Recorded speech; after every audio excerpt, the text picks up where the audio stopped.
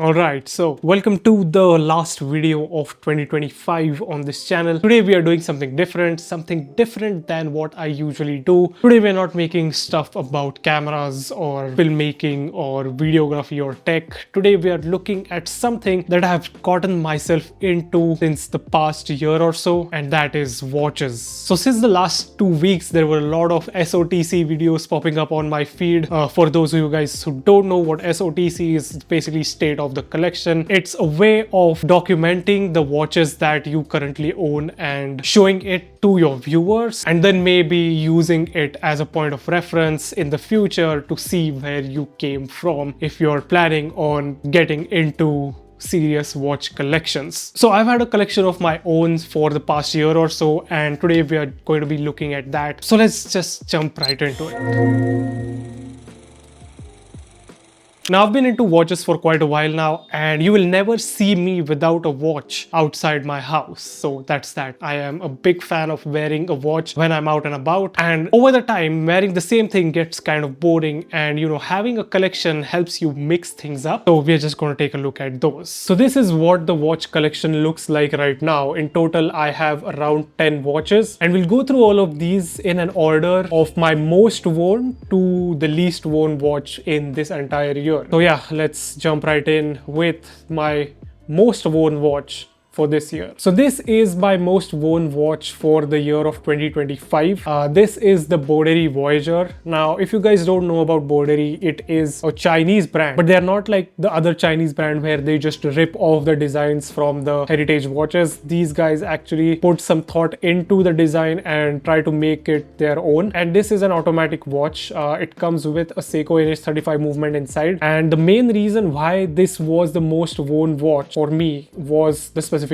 So it comes with a titanium case. It is very lightweight on the wrist. The crystal is a sapphire crystal which is super scratch resistant, and that is probably the main reason why I wear this. So when I'm working, I usually want to have a quick glimpse at my wrist to know what the time is. So the numerals on this are pretty big and very legible in any kind of lighting conditions. And talking about lighting conditions, this thing also has a pretty decent lume, I would say. Not the best, not as good as one of my Seikos, but this is pretty decent. It will last for about 10 to 15 minutes in a dark environment. But yeah, this was my most worn watch. By the way, this did not come with this particular NATO strap. I bought this NATO strap separately, and you'll see this with most of my watches is that I do not use the stock straps that come with the watches. I like to switch things up, and the main reason behind this is I want the watches to be very comfortable on the wrist. Some of the straps that come with the watches by default are not the most comfortable, so I tend to swap the strap. So this is an olive green NATO strap that I have put onto this. I'll try to link most of the things in the description box below. This particular watch, I did not get it from India. I got it when I was in the UK, so it was pretty easy for me to import it into the UK, and I got it for a very decent price as well. But you can find this on Amazon itself. It is a pretty popular watch, and some of Boddery's other watches as well. Also, this thing comes with 100 meters of water resistance and a screw down crown as well. I really like the 4 o'clock crown over here. It looks very different on the wrist, and it feels a bit different as compared to, say, the normal watches that we have with a crown at the 3 o'clock position. But yeah, this is my most worn watch for the year 2025. Here's a quick look of how it looks on the wrist. So I have a 6¼ inch wrist, and this fits perfectly with the NATO strap. Now, this is a 40mm dial, and the lugs are kind of a bit wide apart. So having a NATO strap makes it look a bit bigger than how big it actually is. But yeah, I prefer the look of this. It is very minimal as well, and it fits right into any outfits that I wear. So here we have my second most worn watch. This is the Seiko Dress KX. I got it in October. Actually, my parents gifted this to me on my birthday in October, and since October, this has been the second most worn watch in the collection. So you guys will have an idea of how much I have been wearing this watch. So this is the Seiko Dress KX. This is with the blue sunburst dial, and I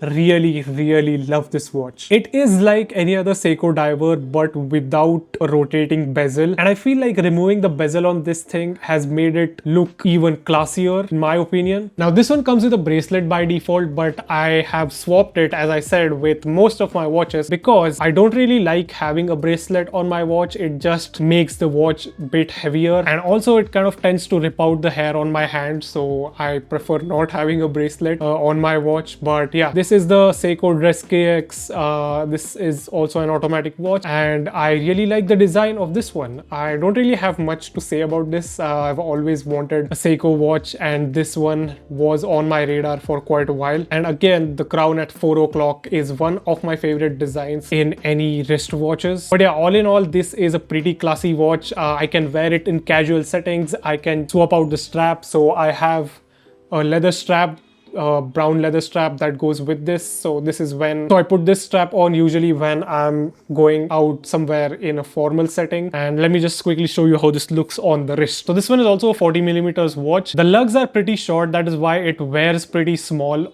even on my 6.25 inch wrist. But yeah, I think this is the perfect size if you have a 6.25 inch wrist, 40 mm. I would not go with a watch that is above 40 mm, like the dial size is above 40 mm. This is just the perfect one, and this is how it looks on the wrist. So here we are with the third watch on my list of the most worn watches, and this is actually, this could have been the most worn, this could have been number one, but the only reason why this is not a number one on my list is because this is a dress watch. I cannot really wear this on a casual outfit. It looks very out of place. This is a very dressy watch, and this watch is by a brand called as Sternglas. So Sternglas is basically a German brand. They are pretty recent. I think they were founded in 2015 or 2018 if I'm not wrong. I'll put up the details on the screen right now. And this model is the Sternglas Naos Turquoise edition. This is one of the most minimalist watch that I have. And Sternglas usually makes watches where their inspiration comes from the Bauhaus design, and you can see how minimal the dial is here. This is a quartz watch, by the way. They also have automatic watches, but I wanted something super minimal, so minimal that it does not even have a second's hand. But this watch is just a stunner when it comes to the looks. One of the most minimal watches that I have. It also has a date window at 6 o'clock, which is pretty minimal without a border, so it makes it look even cleaner. This one comes with a leather strap. I have not switched the strap on this one. This is the default strap that came with. I mean, you get a choice of different straps, and you can order a bracelet or a black leather strap or a brown leather. I went with the brown leather because it just looks very classy, and the strap quality is also pretty good for the price. Mostly I wear this on formal occasions only because it is a dress watch. Otherwise, wearing it every day would not really make sense because it does not really go well with a casual outfit. Maybe with a summer outfit this would look good, but for everyday use I don't think this is the one. But still, I have been wearing this for quite a while. When I go outside with friends or family, it just looks amazing. This is how it looks on the wrist. It is a 39 millimeters case, and the lugs are also pretty short, so it really fits well. And also, if you look at it, it is super thin. Because it is a quartz movement, the watch could be made super thin. Now the automatic variant is not as thin as this one, but yeah, I mean, having a dress watch that is super thin and sits this good on the wrist is something that is really rare, and this is, as I said, one of my most favorite dress watches in my collection. Moving on. Alright, so the next one is this one. This is the HMT Kohinoor. This comes in at around 36 mm case diameter, and this watch is a special one, this one, because I made it myself. Now, what do I mean by saying I made it myself? Well, let me explain what exactly I mean by saying I made it myself. So recently I'd been to a horology workshop where we hand assembled the movement inside this watch, and the workshop people let you take the movement home, which is a really nice thing. But most of the people would just keep this movement somewhere in a showpiece or something like that. But I wanted to make a watch out of this, so I had to source all the other parts from a local market. So I had been eyeing the Kohinoor for quite a while, and It is pretty easy to buy a Kohinoor on the market, but I have this custom made because I was able to choose the case, I was able to choose the dials, I was able to choose the hands that go with this one, and this is what I came up with. So as you can see, this has an orange sunburst dial. I went with this dial because this one looks stunning, especially when there is sunlight, and it just pops on the hand. This one really goes well with casual outfits, as well as it is a pretty good dress watch. So if I want to dress it up, I'll just replace these silicone straps and replace them with something like a leather strap, mostly a black leather strap to be frank, and then I can wear this for formal occasions as well. But I've been wearing this for quite a while, casually itself. It is a looker, and I have received compliments left, right, center for this watch. I've even had a person ask me on a traffic signal while I was wearing this watch riding my scooter. He was pretty intrigued about the watch, and he just pulled up to me and started asking me about this watch, which was really an exciting experience. But yeah, this is one hell of a looker.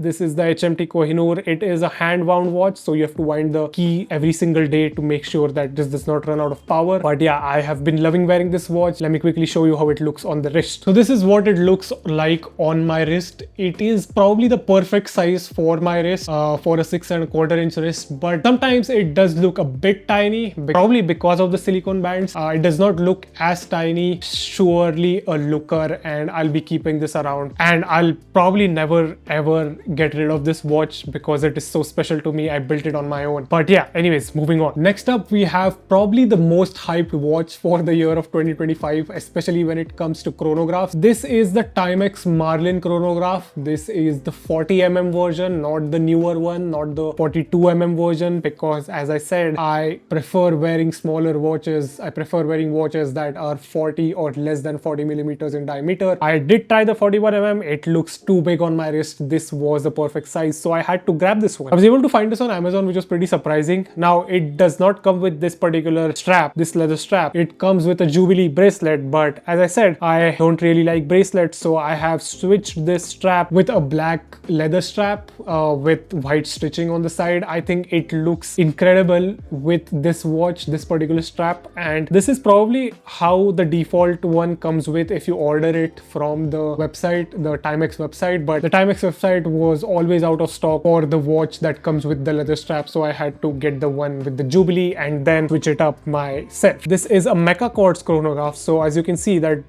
the seconds hand sweeps like it is a mechanical chronograph, but the actual seconds hand is at 6 o'clock, which is a 1 tick per second kind of a quartz movement. I think this comes with the Seiko movement, Seiko mecha quartz movement, and I really like it. So as you can see, if I press the pusher at 2 o'clock, it stops and it resets like a mechanical chronograph once I press the pusher at 4 o'clock. So I'm going to press it now.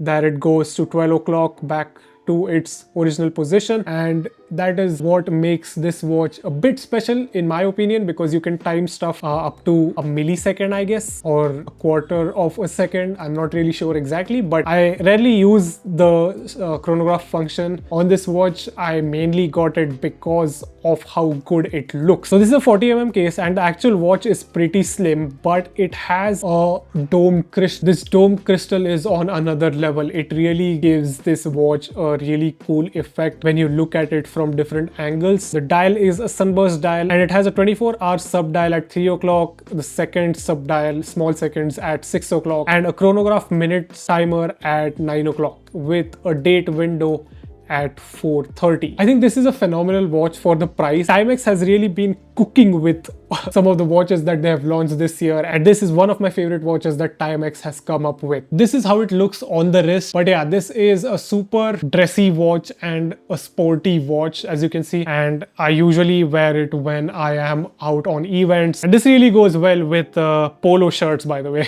I've been pairing this with polo shirts and it just looks amazing. The case is stainless steel and the crystal is acrylic, so I have to be a bit careful when I'm wearing this. I don't want to scratch the crystal up, but yeah, it is a looker and I'll be definitely wearing this more in the coming year. Then we have this is the Casio A168. This is with the negative, or I don't know, I think it's called the negative dial, which is basically black and the numbers are in the lighter shade. It's a bit difficult to see. I did not realize this when I was buying this. Once I got it in hand, I could see that the legibility is a bit difficult, but yeah, but if you're in direct sunlight, it is pretty legible. And even if you are in low light, you know that this is a Casio watch and it has illuminator inside. So as you can see, it has a green illuminator and it illuminates the display. But yeah, this is casual watch that I wear. This is my Gada watch, go anywhere, do anything kind of a watch. If I want something really quickly on my wrist, this is usually the watch that goes on my wrist. And yeah, I've got it with this transparent strap, as you can see.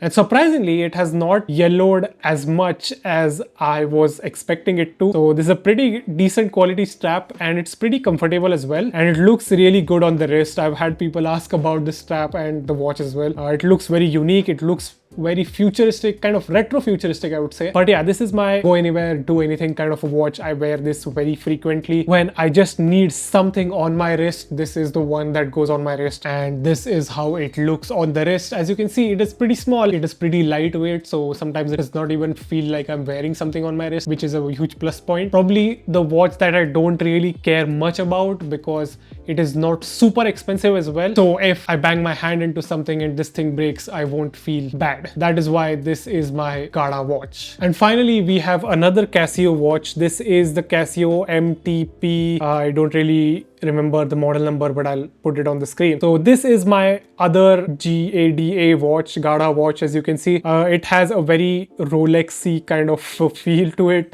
like a Rolex date just kind of a feel to it, with the fluted bezel on the side around the dial. But the main reason why I like this watch is because of its dial. So it has a waffle dial. It has an inverted waffle dial, by the way, not like the PRX. The indents are inside and not actually popping out of the watch. And I really like this colorway as well, the salmon dial. It looks pretty good, and I've paired it with a gray strap. This was a pretty cheap strap, around 200 rupees. I got it from a local shop. But as this is a watch that I would put on when I just want something on my wrist, just like the other Casio, I have not really made sure that this watch has to be a looker in all sense. This looks pretty good with a bracelet as well, but then again, as I said, I don't really prefer using bracelets because it just makes the watch much more heavier than what it actually is, and it's a bit uncomfortable for me. It is quartz, of course. It comes in at around 2,000 or 3,000 rupees. Pretty cheap watch. It's got a date window at 3 o'clock as well, so it has pretty much everything when I'm out and about and I need something on my wrist. So this is how it looks on the wrist. I think it has a pretty classy look, especially with the gray strap. I really like the color combination, and I can wear this for formal events as well as casual outfits, so that is a big plus point. And then finally, we have these two different HMT watches. I don't really wear these are just more of sentimental watches, because this one is my dad's watch.